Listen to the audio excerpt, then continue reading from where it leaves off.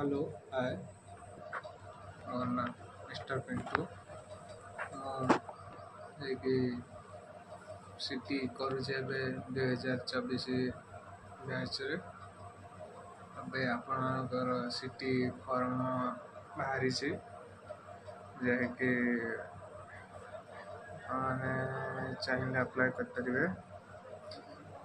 Qualification +2 pass, 50% mark ଥିବା ଦରକାର your ପିଲା, ଆଉ 45% SBC SC ST ପିଲାଙ୍କର ଥିବା ଦରକାର।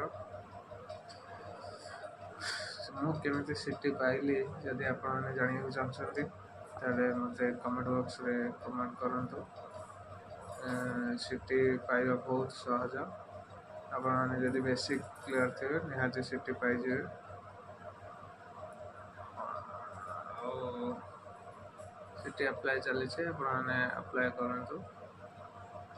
କମେଣ୍ଟ କରନ୍ତୁ ଯଦି କିଛି ଇନଫର୍ମେସନ୍ ଜାଣିବାକୁ ଚାହୁଁଛନ୍ତି।